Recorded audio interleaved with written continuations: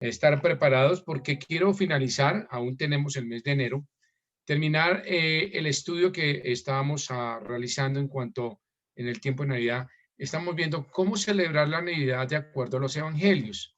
Y vimos cómo el libro de Mateo, ya lo vimos, el libro de Marcos, hoy quiero ver el libro de Lucas y ojalá alcancemos en el tiempo, que creo que sí. De tal manera que podamos ver cómo los evangelios nos presentan la natividad, la Navidad que acaba de pasar y ahorita hace poquito tuvimos un puente recordatorio que lo llamaban el puente de los Reyes Magos, bueno, pero todavía estamos conectados a ese tiempo de Navidad. Vamos a orar esta noche para que el Señor nos guíe con su palabra y pueda ser de ánimo realmente en nuestras vidas, porque el Señor dice que seamos oidores y hacedores. Tenemos esa doble vía, tenemos que escuchar y llevar a la práctica. Amado Padre, gracias damos, Señor, esta noche y pedimos que tu palabra sea, Señor, muy profunda en nuestras vidas, que confronte, nos anime y nos edifique en tu carácter y en tu amor. Podemos en Cristo Jesús. Amén y amén. Vamos al libro de Lucas. Bueno, todo el año es Navidad, ¿verdad, pastor? Sí, todo el año es Navidad. Y no podemos decir que solo Navidad, diciembre, porque simplemente se fijó una fecha de acuerdo a un calendario romano y de acuerdo a un papa y de acuerdo se creó de esa manera una costumbre. Navidad para el creyente es todo el año. Navidad es nacer Cristo en nuestras vidas, en el sentido que cada día hay un nuevo creyente y un nuevo nacimiento de Cristo, de nacer en Cristo Jesús, ese nuevo nacimiento como Nicodemo, que tuvo que nacer de nuevo. Entonces, Navidad para el creyente es todo el tiempo la posibilidad de tener una nueva persona en Cristo y es la presencia permanente de Jesús en nuestras vidas. Navidad, ¿qué es? Nacimiento de Jesús. Navidad es para el creyente todo el año porque Cristo está con su gozo, su paz, su gracia, su fidelidad, su cuidado, su amor constante en nuestras vidas. Entonces, damos gracias al Señor por ello. ¿Cómo sabemos eso? ¿Cómo pastor me puede decir que Navidad es todo el año? Mírelo en Mateo 28:20. Vaya conmigo a Mateo 28:20. Y mire lo que dice. Al final, dice, enseñándoles que guarden todas las cosas que os he mandado. Y aquí, ahí está lo clave. Yo estoy con vosotros todos los días hasta el fin del mundo. Navidad para el creyente es todo el año, todos los días, porque Jesús está todos los días con nosotros hasta el fin del mundo. Por lo tanto, no podemos solo sujetar la Navidad a un tiempo tradicional, sino a un tiempo espiritual en nuestras vidas. De esa manera, como Navidad es todo el año, pues seguiremos estudiando ahorita esta noche. Vamos a empezar con Lucas. Un pequeño repaso. Mateo, ¿cómo presenta Mateo la Navidad? Presenta a Jesucristo como el Rey, el ungido, el Cristo. Dice la palabra, vayan conmigo, a Juan, vayan un poquitico ahí adelante. Juan, capítulo 1. Eso resume lo que realmente la presentación del libro de Mateo. En Juan capítulo 1 dice, vayan conmigo porque quiero que lo lean conmigo, versículo 11. Eso presenta realmente lo que hizo el Señor en Mateo. Dice, a lo suyo vino y los suyos no le recibieron. Vino por su pueblo, se presentó como el rey de los judíos, pero los judíos le rechazaron. Mas a todos los que le recibieron, a los que creen en su nombre, les dio potestad de ser hechos hijos de Dios. Mateo presenta al rey de los judíos, pero también nos da la gran oportunidad que a todos los que creemos, Él viene a ser nuestro Señor y Salvador. Pero Marcos, ¿cómo presenta Marcos al Señor Jesucristo? Como el siervo. Miren Marcos 10:45, ahí está la clave. Marcos presenta a Jesús como el siervo. Marcos 10:45 dice así. Vayan conmigo, por favor. Porque el Hijo del Hombre no vino para ser ¿qué? Servido, sino para servir y para dar su vida en rescate de muchos. Marcos presenta al Señor Jesucristo en el tiempo de Navidad como el siervo, como aquel que dejó su trono de gloria, se vistió y se hizo semejante al hombre, se humilló hasta la muerte y se hizo obediente hasta la muerte y muerte de cruz. Y eso es lo que dice Filipenses capítulo 2. Entonces el Señor Jesucristo es presentado como siervo. Vamos al libro de Lucas. Entonces, entremos en materia. Lucas, ¿cómo presenta al Señor Jesucristo? Ahora, es muy interesante que estos tres evangelios lo presentan en formas diferentes, pero hablamos del mismo Señor Jesús. Uno como el rey de los judíos, uno como siervo, pero Lucas, el escritor de Lucas, lo presenta como el Cristo humano, lo presenta como el Hijo del Hombre y expresa en el libro de Lucas toda la humanidad del Señor Jesucristo. ¿Quién escribió el libro de Lucas? Bueno, el escritor es Lucas. ¿Fue un apóstol del Señor Jesucristo? No, no fue un apóstol. Lucas simplemente está posterior después de que el Señor resucita y va y es ascendido y llega al trono de la gloria. Lucas aparece en el escenario con Pablo. Es contemporáneo del apóstol Pablo. De tal manera que Lucas es llamado eh, por la gracia de Dios a escribir este libro bajo la inspiración y en su estilo. Entonces, Lucas, a veces uno asocia, yo lo comienzo como creyente, creí que los 4 evangelios se le habían escrito apóstoles, y no, Lucas no fue apóstol, fue un creyente, salvo, obviamente, bautizado, y fue criado en el evangelio con los apóstoles y sobre todo con Pablo. ¿Quién era Lucas? Colosenses 4:4. Pablo nos describe quién era Lucas. Vaya a Colosenses 4:4. Vamos a mover Biblia esta noche bastante. Colosenses, porque quiero mostrarles que lo que hablamos está en la Biblia. No vamos a hablar nada diferente a lo que el Señor está diciéndonos.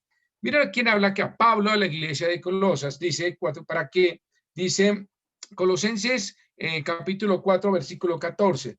Os saluda Lucas, el médico amado, y demás. ¿Quién está hablando? Pablo. Pablo dice que estaba ¿con quién? Con Lucas, que era su profesión médico y que era amado. El médico amado, Pablo le amaba en Cristo y seguramente le amaba porque era compañero de batallas. Fue compañero de Pablo en la obra misionera. Ahí en 2 de Timoteo 4:11. Vayan ahí a 2 de Timoteo 4:11. ¿Por qué lo llama amado? Porque en 2 de Timoteo se demuestra cómo Pablo y cómo, perdón, mi cámara se está funcionando mal, que se está yendo, qué pena con ustedes, está una falla técnica. Entonces Pablo aquí, vayan conmigo a 2 de Timoteo, capítulo 4, versículo 11. Dice, solo Lucas está conmigo, toma a Marcos y tráele contigo porque me es útil para el ministerio. ¿Quién estaba en ese momento? Lucas con el apóstol Pablo. Entonces, era tan amado para Pablo, porque no por su profesión, sino por su entrega en el servicio misionero. Y Lucas estuvo con Pablo. Ahora, muy seguramente, y no tengo la duda, que en los momentos de enfermedad de Pablo, pues Lucas le asistía, pero por supuesto, yo no creo que Lucas se quedara de brazos cruzados diciendo, bueno, estás malito Pablo, entonces nada que hacer, oremos y esperemos. No, había oración y acción. Muy conjuntamente oraban, pero ponía el talento que dio al servicio de la obra misionera, al servicio de otros y al servicio de Pablo. Entonces, ahí está. ¿Quién escribió el libro de Lucas? Lucas, el médico amado, compañero de Pablo en la obra misionera, y era un hombre judío de Antioquía. Él era judío, pero era de Antioquía. Así como Pablo de Tarso era Lucas de Antioquía, había nacido allí en Antioquía. Académicamente era muy preparado. Lucas tenía un gran talento, su profesión que el Señor le había dado, y eso me hace pensar mucho en la gracia que Dios nos ha dado a quienes hemos logrado un título profesional. Si Dios nos ha dado eso, por gracia damos, por gracia hemos recibido, por gracia damos. Entonces, yo os invito a todos los que están en ese proceso de una carrera o los que ya tenemos una profesión, estamos ejerciendo, tenemos que hacer un acto en el camino y decir, Señor, esto que me has dado, ¿cómo lo debo usar? Lucas la tenía clara. Su talento, su profesión estaba al servicio de Dios y al servicio del ministerio y estaba al servicio de Pablo y estaba al servicio de la iglesia. Hermanos míos, si ustedes tienen una profesión, cualquiera que sea, técnica, tecnológica, universitaria, un doctorado, tiene varios magíster. Todo eso es de Dios. Y todo eso debe servir a la obra de Dios. Y usted me dirá, pastor, pero yo no, ¿cómo hago desde mi profesión? Muchas maneras. Usted puede apoyar en forma misionera, sus ofrendas, comprando Biblias, apoyando la obra del ministerio, comprando un instrumento de la iglesia, sosteniendo los alimentos de comida o ministerio de alimentos en la iglesia. Mire, etcétera, etcétera, etcétera. Hay mucho por hacer en la iglesia. Necesitamos de profesionales, de técnicos, tecnólogos y todo que tenga una profesión que entreguen eso al Señor. Lucas lo hizo. No estuvo pegado a su profesión diciendo, no, yo me voy a mi profesión y no voy a darle nada al Señor. Por gracia recibimos, por gracia damos. Y yo quiero que ustedes y los jóvenes de mi iglesia, que tienen el gran privilegio de estudiar una profesión, nunca se les olvide que ustedes están allí por la gracia de Dios. Y que ustedes tienen una responsabilidad, como Lucas, que nos da el ejemplo, el médico amado, el que estaba al lado de Pablo, solo está Lucas conmigo, mándame a Marcos, que me es útil en la obra. Lucas estaba ahí, al lado de la obra, poniendo al servicio sus dones y talentos. Por favor, voy a decir la frase que siempre decimos, no se le suba a la cabeza el orgullo del conocimiento. No se les suba a la cabeza que cuando ya tengan una profesión, miren por el hombro a los demás. Recuerden que lo que ustedes tienen es de la gracia de Dios. Lucas nos dio un ejemplo maravilloso. Un hombre humilde y sujeto a Pablo, y amoroso y entregado a la obra. Ese fue el hombre que escribió Lucas. Muy bien preparado. Ahora, hay algo interesante, un dato. Lucas escribe el libro de Lucas y de Hechos en griego. Escuchen eso. Eso es muy importante. No usa el hebreo. Él fue estudiado y obviamente fue de la cultura griega y su academia y su parte médica, recuerden, él estudió en Grecia.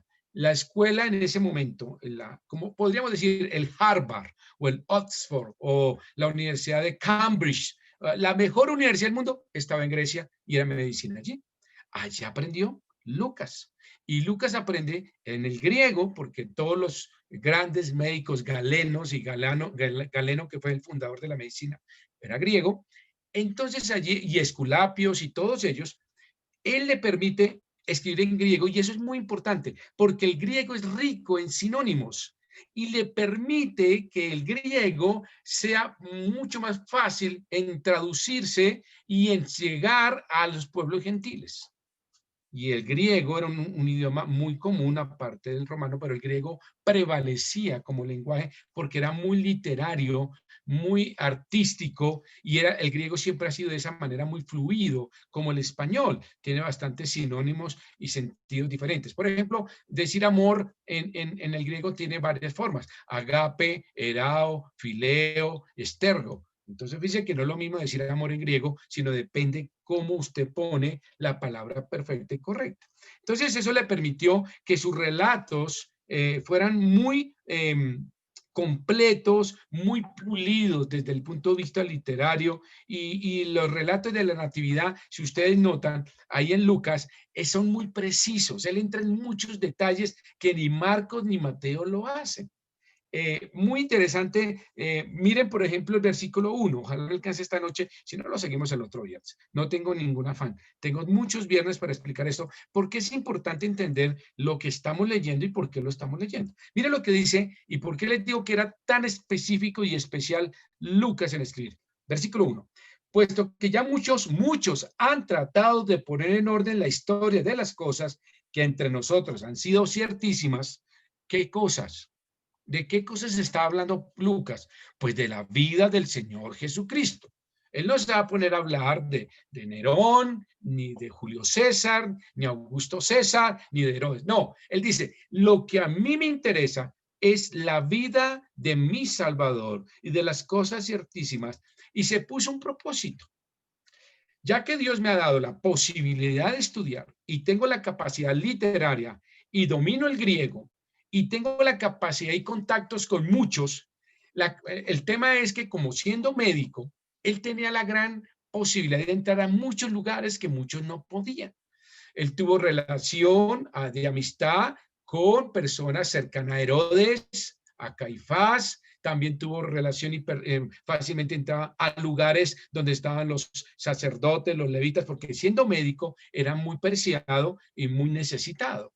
Y su capacidad intelectual, su capacidad literaria y de entrenamiento le permitió entrar a tantas cosas de la sociedad que logró concentrar a tantos testigos que estuvieron con el Señor Jesucristo de tal manera que pudo hacer un trabajo muy fiel y ciertísimo de lo que había sucedido alrededor de la vida del Señor Jesucristo. Esto es muy importante porque eso nos da una confiabilidad absoluta del trabajo de Lucas.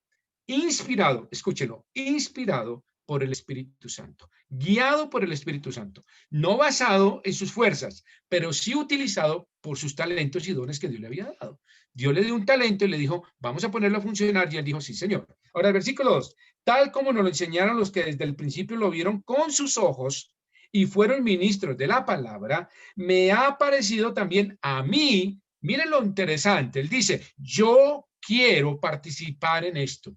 Yo quiero que la luz y la verdad sea ciertísima y quiero escribirlo detalladamente, sin faltar ni una coma ni una letra, porque quiero ser partícipe de que esto que sucedió, ciertísimo, llegue a todos. Por eso tenemos esto hoy.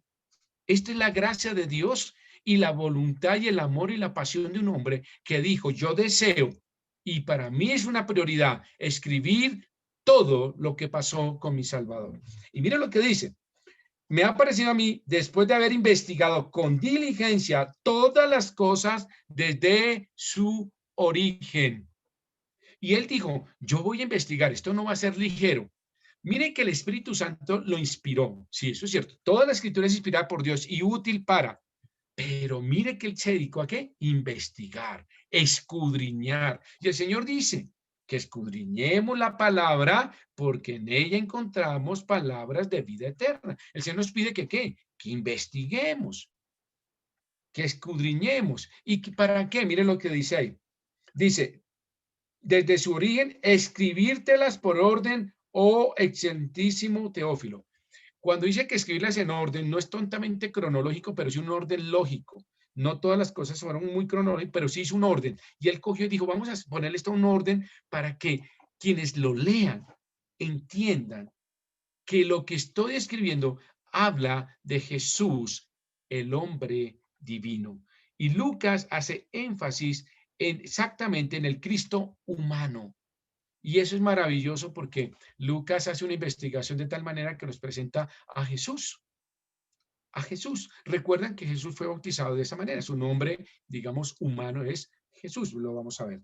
A Teófilo. ¿Quién era Teófilo? Parece, los investigaron no muy claro, pero Teófilo era un gobernante, un hombre muy destacado romano que tenía mucha influencia. ¿Y por qué se lo escribe a Teófilo? Recuerden, Lucas era médico y tenía acceso a todos los hombres de excelencia y del gobierno. Y fácilmente llegaba cuando alguien se enfermaba, al primero que llaman, ¿quién es? Pues al médico, ¿cierto? Entonces llegaba rápidamente, lo llamaban servicio a domicilio, lo montaban en un camello y hágale, hermano, para allá. Y llegaba ya con su maletín y listo, y a atender a Teófilo. Muy seguramente, en una de esas relaciones conoció a Teófilo.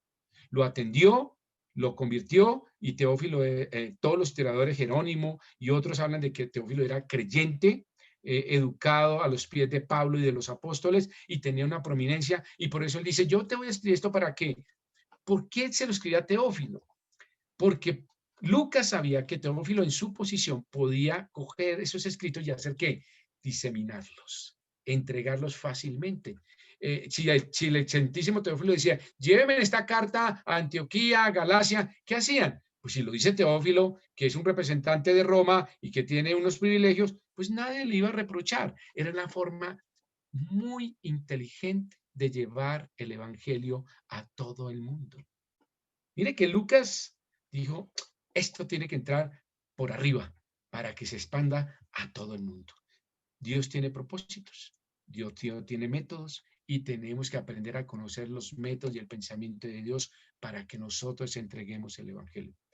Por eso, insisto, jóvenes, caballeros, damas que ya tienen una profesión, utilícenla, en beneficio de la obra. Muy bien, para que conozcan, entonces está el versículo 4, para que conozcan bien que la verdad de las cosas en las cuales han sido instruidos. ¿Cuál era el objetivo final de Lucas? ¿Cuál era el objetivo de Lucas? Aparecer y ser reconocido como médico. Mire, muy interesante, si usted lee todo el libro de Lucas, él no habla nunca de sí mismo. Me encanta eso. Es que yo cuando atendí, yo cuando hice, yo cuando fui, yo cuando me gradué, Lucas no habla nada de él. El único que habla de Lucas como médico amado es Pablo, un tercero, por un efecto de amor y de relación en el ministerio. Lucas, su interés era para que conozcan bien la verdad, para que conozcan las cosas desde el principio, cómo fueron, y nadie las contamine. Y Dios, en ese propósito que tuvo en su corazón, Dios lo usó de una forma maravillosa. Ese era Lucas. Entonces, el escritor, tenemos ahí. Muy bien, ¿cuál era el tema? Y vuelvo y repito, el tema que Lucas presenta es en el capítulo 19, versículo 10. Ahí está el versículo clave, Lucas 19, 10. Vayan conmigo ahí a Lucas 19, 10. Después de conocer esto de historia y conocer quién era Lucas, ya podemos entrar un poquito al tema. Muy bien, ¿cuál era el tema? Era presentar al Cristo humano. Mateo presentó a Cristo como el rey, Marcos como el siervo, ahora Cristo humano, pero no, pero humano divino. No, nunca separen lo divino y lo humano del Señor.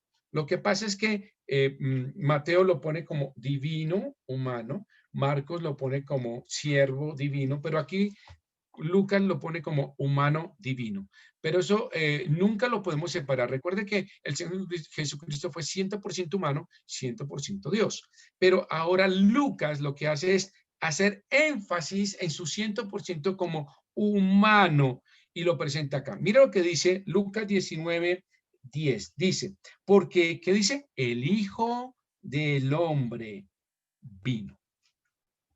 Este es el versículo clave.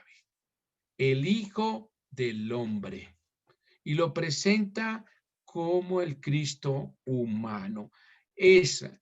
¿Y cuál era su misión? Vino a buscar y a salvar lo que se había perdido. ¿A qué vino el Señor? A pasarla bien, a que le sirvieran, a pasar un rato chévere, a perder el tiempo, a ser perezoso. No. Él vino a buscar y a salvar lo que se había perdido en el Edén. Allá se perdió. Cuando Adán y Eva salen del paraíso, el hombre cayó en pecado y se había perdido. Y Dios tenía un plan, y ese plan se estaba cumpliendo. Y Lucas dice, el Hijo del Hombre, el Hijo del Hombre. Entonces, lo que hace Lucas, en pocas palabras, es relatar lo humano de Jesús. Todo el libro de Lucas hace eso. Bueno, y eso es lo que permite que Lucas entre y muestre la compasión y toda la parte humana del Señor Jesucristo. Si ustedes miran todo el libro de Lucas, no lo vamos a leer, solo algunos capítulos, versículos claves, podemos ver que el libro de Lucas, el Señor, Lucas hace énfasis en varios elementos. Número uno, él extiende su mano hacia los gentiles. Entonces, la parte humana la muestra cómo se acerca a los gentiles, cómo se acerca a la mujer samaritana, cómo se acerca a las mujeres, cómo se acerca a los niños, cómo se acerca a los recaudadores de impuestos, cómo se acerca a los pecadores. En pocas palabras, el Señor Jesucristo se acerca a todos los rechazados de la sociedad. ¿Cómo lo sabemos? Miren lo que, vayan ahí a Lucas 5:31, miren, vayan conmigo. Entonces, él vino a buscar y a salvar lo que se había perdido. Y en esa búsqueda, Lucas muestra la parte humana, la parte más sensible del Señor, muestra su misericordia, su amor, su entrega como ser humano. 5:31, mire lo que dice aquí muy interesante. Respondiendo Jesús le dijo, los que están sanos no tienen necesidad de médico. Qué interesante que habla de médicos, porque ¿quién está escribiendo? Lucas. Entonces Lucas usa ese buen ejemplo para que podamos entender que el Señor se acercó a todo lo que la sociedad había rechazado, a los malos, pecadores, enfermos, mujeres, niños, todo lo había rechazado. Pero dice el Señor, no he venido a llamar a justos, sino a pecadores al arrepentimiento. Eso era. El Señor había reconocido también, Lucas hace énfasis en que el Señor reconoce el trabajo de las mujeres. Vayan conmigo a Lucas capítulo 7. Hay algo bien lindo ahí. Lucas capítulo 7. Versículo 37 al 38. Entonces una mujer de la ciudad que era pecadora, recuerde que el Señor vino a buscar y a salvar lo que se había perdido, pecadores, y vino a buscar a lo más rechazado de la sociedad, a los desvalidos, a lo que la sociedad rechazaba, relegaba, a los aislados de toda la sociedad judía. Y ahí estaba el Señor. Y mire lo que pasa aquí, muy interesante. Al saber que Jesús estaba en la mesa en casa del fariseo, trajo un frasco de alabastro con perfume y estando detrás de él a sus pies, llorando, comenzó a regar con lágrimas sus pies y los enjugaba con sus cabellos y besaba sus pies y los ungía con el perfume. Cuando vio esto el fariseo que le había convidado, dijo para sí, este si fuera profeta conocería quién y qué clase de mujer es la que le toca, que es pecadora. Imagínense la palabra pecadora de qué estaba hablando, ¿no? Ok. Entonces respondiendo Jesús le dijo, Simón, una cosa tengo que decirte. Y él dijo, di maestro. Bueno, comienza ahí a hacer una parábola correspondiente al hecho anterior que no lo vamos a leer. Pero el punto es, hasta ahí, es cómo el Señor resalta y Lucas permite por inspiración resaltar el trabajo y el amor y el ministerio de las mujeres. Y él reconoce a las mujeres en todo el libro de Lucas. Si usted quiere leer dónde hay más que hablan de mujeres, es en el libro de Lucas, donde Lucas exalta el cuidado y el ministerio de las mujeres hacia el Señor Jesucristo, su amor, su cuidado, las que le seguían, las que le daban de comer, lo cuidaban, como las hermanas de Lázaro. Todo esto sucedió. Muy bien. Entonces, teniendo esto en mente, como el Señor Jesucristo habla de compasión. Todo el libro de Lucas es la compasión del Señor Jesucristo por los pecadores, por los enfermos, por los desvalidos, por las mujeres rechazadas, por las mujeres pecadoras, por los fariseos, por los recaudadores de impuestos. Muestra su misericordia. Ahora, entremos y miremos por qué sabemos que Lucas habla del Cristo o de Jesús humano. ¿Por qué resalta eso? Vayamos ahí. Comencemos. Habla del bebé. Vayan a Lucas capítulo 2, versículo 12. Veamos varias frases ahí. Lucas capítulo 2, versículo 12. Entonces, comencemos desde el niño. ¿Cómo sabemos que Lucas exalta la humanidad del Señor Jesucristo? Porque habla de un bebé. Si ustedes miran, Marcos y Mateo no hablan de esto. Lucas se toma la molestia y comienza de esa manera a hablar de un bebé. Ahora, si ustedes quieren saber cuál es el capítulo más largo de Lucas, es el capítulo 1. ¿Sabe cuántos versículos tiene el capítulo 1 de Lucas? Volteen su hojita, 80 versículos. Entonces, a ver, ¿qué quiere decir eso? Si ustedes miran los anteriores evangelios, son más cortos, de 25, 30 versículos. Lucas, hay uno de 60, 62, 70 y este es de 80. ¿Saben por qué? Porque Lucas dijo, voy a escribir minuciosamente y en detalle todo lo ciertísimo que sucedió desde el principio. Entonces Lucas se extiende. Me identifico con él. A mí me gusta extenderme. Por eso no vamos a terminar.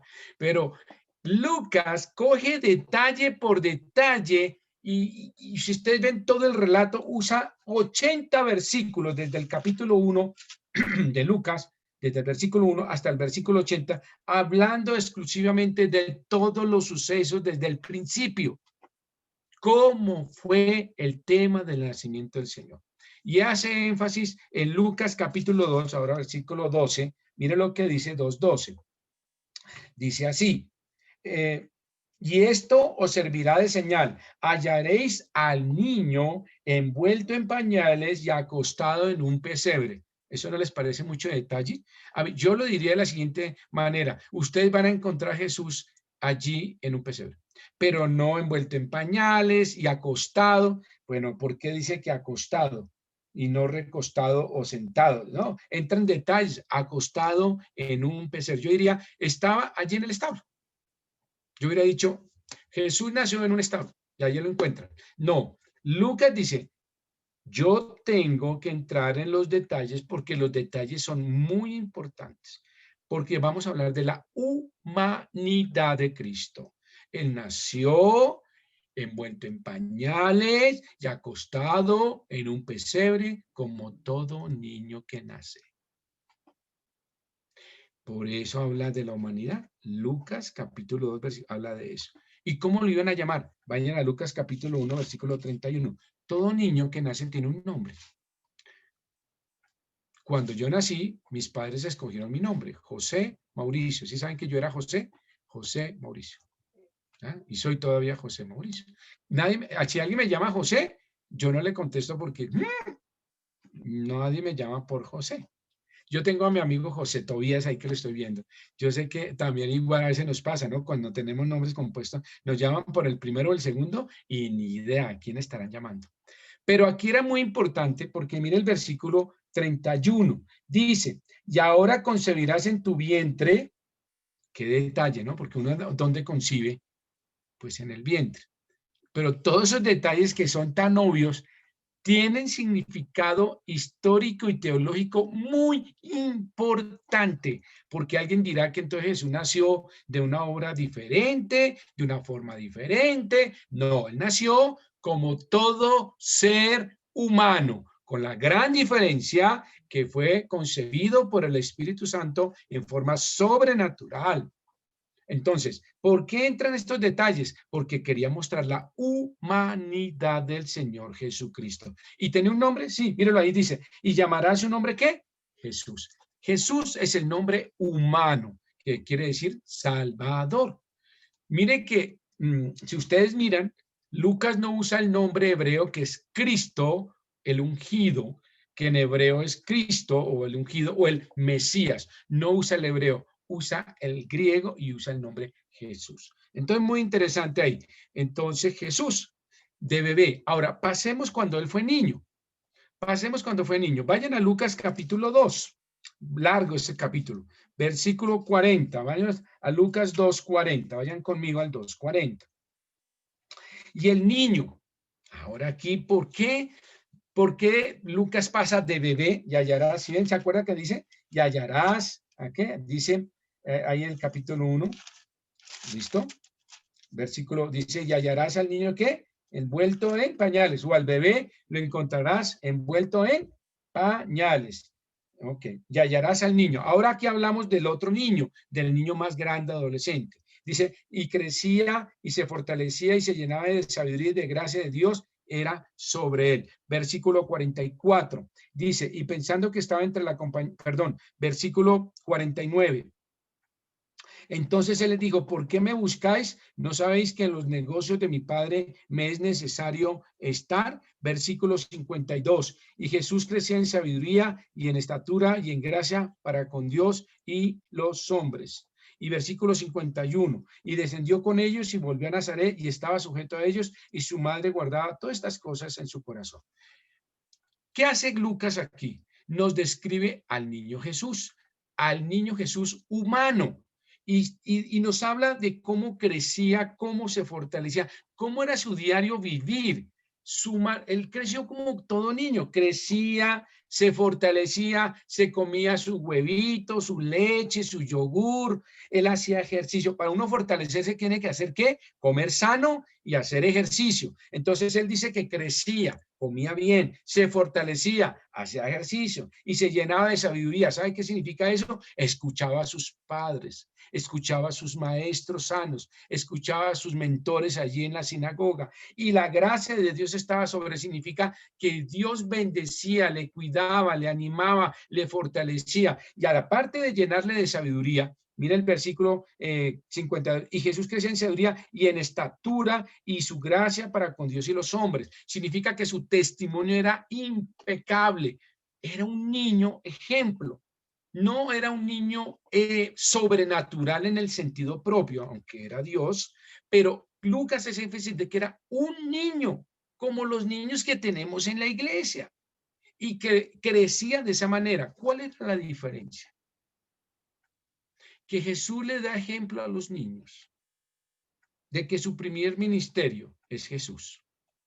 ¿Y cómo lo sabemos, pastor? Mira el versículo 49. Él mismo lo dice. ¿Por qué me buscáis? ¿No sabéis que en los negocios de mi Padre me es necesario estar? ¿Qué tenemos que enseñarle a los niños? Que su primer negocio, su primer interés, su primer distracción, hobby, su primera obligación y ministerio es estar con Jesús. Lucas nos hace énfasis en que el niño Jesús nos da ejemplo a los niños de nuestra iglesia, y ojalá me estén escuchando padres para que les transmitan esto, que es necesario que ellos estén en los negocios de mi Padre. Los niños debemos enseñarles, como Jesús nos enseña acá, que es necesario que estén en los negocios de mi Padre. ¿Y quién lo decía? Un niño. ¿Por qué hago énfasis en eso? Porque Lucas hace énfasis en eso. Está presentando a Jesús humano, al niño Jesús humano, que tenía unas responsabilidades, que cumplía con sus padres, que estaba sujeto y que estaba en el ministerio, porque es necesario estar en la iglesia, estar en mi escuela dominical, leer mi Biblia, orar, estar sujeto a mis padres. Eso era Jesús humano o Jesús niño. Qué maravilla el ejemplo que nos da Lucas y nos va mostrando cómo de bebé nos muestra su humanidad, ahora de niño nos muestra su maravilla, su humanidad también. Mire el versículo 47. Y todos los que le oían se maravillan de su inteligencia y de sus respuestas. ¿Qué significa de su inteligencia? Pues inteligencia. Es tal cual como dice ahí. Dicen los otros que él crecía en sabiduría. Sabiduría, después vamos a ver un estudio de sabiduría muy interesante. Sabiduría habla de vivir de acuerdo a los preceptos de Dios. Su inteligencia habla de sus conocimientos terrenales. Entonces, pastor, ¿Jesús estudió? Sí. ¿Y pasó todas las materias? Sí. ¿Y ganó el año? Sí. Porque lo hizo con la sabiduría, porque lo hizo con su parte divina. No, lo hizo con su parte humana. Eso es importante que Lucas nos hace énfasis en eso. Lo hizo con su parte humana. ¿Qué nos demuestra eso? Que podemos hacerlo y que debemos hacerlo. Cumplir nuestras obligaciones académicas. Chicos que me escuchan todos, se maravillan de su inteligencia. Ahora, ¿de dónde venía esa inteligencia? De la gracia de Dios. ¿Y cómo daba fruto esa inteligencia? Porque él permitía que Dios le usara y le permitía que su responsabilidad y su deseo de hacer las cosas, Dios lo bendecía. Chicos, si ustedes cumplen sus deberes, Dios los bendice. Si ustedes están dedicados a estudiar, Dios los bendice y les va a dar la inteligencia necesaria y suficiente para adquirir conocimiento. ¿Para qué? Para que ustedes a través de él y de eso sirvan al Señor. Eso fue lo que hizo el Señor. Toda esa inteligencia, todo ese conocimiento, ¿cómo lo llevó a cabo? Miremos, cuando él ya creció y fue un joven adulto, vayan a Lucas capítulo 3. Lucas capítulo 3, versículo 23. Ahora han pasado de los 12 años a los 30. Y 30 años es muy joven. Cuando el Señor está ahí, es un joven adulto, pero es muy joven. Tiene 30 años, es decir, está en la flor de la vida de un joven o de un ser, de un joven adulto. A los 30 años es cuando se tiene mayor producción académica, mayor producción intelectual, mayor producción económica, en la explosión de absolutamente todo, porque hasta ese momento ya han adquirido todo el conocimiento de básica, de bachillerato, de universidad, si ha logrado hacer un posgrado, lo que necesite, está en la mejor salud y ahora es el momento de producir. Y mire lo que hace Lucas, nos presenta algo bien interesante. ¿Qué hace este joven adulto? Versículo 23 del capítulo 3. Jesús mismo, al comenzar su ministerio, era como de 30 años, hijo, según se creía, de José, hijo de Elí. Bueno, después explicamos eso porque no se confundan ahí. Hijo de Elí significa que él era yerno de Elí, que era el padre de María. Eso es para que no se confunda con la genealogía de Mateo. Ahora, muy bien. Fíjense que, ¿qué hace este joven adulto? No, me voy a divertir, todo lo que ya tengo de conocimiento lo voy para mí, para mis posesiones, para mi orgullo, me voy a comprar, me voy a hacer, me voy a viajar, me voy a comer el mundo. Ahora los jóvenes, los que llaman ahora, ¿qué? ¿Me ayudan, hijos? ¿Milenios o transmilenios? No, eso es un bus. El transmilenio es un bus. Los milenios, bueno, ahora ellos se comen el mundo. Salimos a Australia, Canadá, nos vamos para Francia. Ya no son ciudadanos del mundo. Entonces su pensamiento ahora es, voy a satisfacer y a conocer. Bienvenido a esas buenas metas. Bienvenido a esos proyectos. Perdóneme, bienvenido a esos proyectos. Pero esa no es la meta de su vida. Su meta es llegar al cielo. Su meta es vivir una vida de integridad y de santidad y de justicia ante Dios. Su meta es ser como Jesucristo. Su meta es tener la mente de Cristo. Su meta es tener el carácter de Cristo. ¿Qué hizo este joven a los 30 años? Y estamos presentando la humanidad. Mire que aquí no hemos visto nada sobrenatural. Aquí Lucas, me encanta porque Lucas no habla y el Señor hizo un milagro y el Señor hizo nada. Todo es la humanidad de Cristo mostrada, de cómo su pasión, su tenacidad, su dedicación, su disciplina, su entrega, logró llegar a los 30 y decir, estoy listo para el ministerio. Señor, ¿qué quieres que yo haga? Señor, ya tengo esta promesión, tengo este posgrado, tengo este trabajo. Ahora, ¿qué quieres que yo haga? Porque mi trabajo y mi profesión será una herramienta para vivir dignamente y bendecir a otros. Pero permíteme ahora saber cuál es mi beta con esta profesión para el ministerio. Eso es lo que hizo el Señor Jesucristo. A los 30 años dice que comenzó su ministerio. Ya estaba listo, ya tenía los posgrados y la universidad necesaria. Y usted me va a decir, ¿verdad, pastor? Sí, señor, porque vamos a ver más adelante cómo Jesús sabe leer y escribir. Y se entra a la sinagoga e interpreta el profeta Isaías. ¿Y sabe qué significa eso? En esa época, eso solo lo podían hacer personas de muy alto nivel académico. ¿Y cómo lo logró? Porque Dios le puso eso y el Padre le dijo, no, de la noche a la mañana te va a poner así. No, fue un entrenamiento desde los 12 años hasta los 30. Disciplina, entrega, pasión, trasnochos, oración, dependencia de su Padre. El Cristo humano nos muestra que sí se puede, que sí se debe y que es nuestra gran necesidad de nuestra humanidad ponerla al servicio del Señor. ¿Se puede? Sí, el Señor dio ejemplo. Ahora, ¿cómo podemos ver a cosas de la humanidad del Señor Jesucristo? Voy a dejar solamente una, el tiempo se me acabó, pero me encanta ahí en Lucas 3:23 que dice que el Señor comenzó su ministerio cuando tenía 30 años. ¡Qué maravilla! Y Lucas nos lleva a esto tan interesante, tan lindo.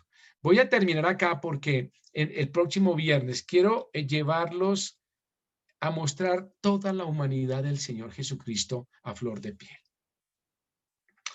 Y mostrarles que Jesús fue como nosotros. Dice la Escritura que Él dejó su trono de gloria y se hizo semejante al hombre. No igual, porque si hubiese igual, sería pecador. No fue igual, fue semejante. Semejante en todas las cosas que nosotros vivimos día a día. Y Él se puso en nuestros zapatos y en nuestro diario vivir para entender y comprender claramente lo que somos, lo que necesitamos y lo que debemos hacer. Y de esa manera interpretar fielmente y poder de esa manera exigirnos humanamente lo que debemos hacer para Él. Dios nunca nos pedirá cosas que no podamos hacer. Aún más en la tentación dice que no seremos tentados más allá de lo que no podamos resistir. Él sabe hasta dónde, pero nos exige resistir. Resistid al diablo y huirá de vosotros. Pelead la buena batalla. Corramos la carrera que tenemos por delante. Seamos buenos soldados. Exigencias, luchas, batallas humanas que tenemos que librar con nuestro Paracleto, nuestro amado Salvador. Yo les animo que el próximo viernes me acompañen, porque quiero mostrarles toda la humanidad. Solo un pequeño ejemplo. De esa humanidad, él fue el hermano mayor de 4 hermanos y al parecer 2 hermanas. No es muy claro las hermanas, pero él fue el hermano mayor. Y eso habla de su humanidad y su gran responsabilidad. A él le tocó, como decimos popularmente, echarse al hombro la casa.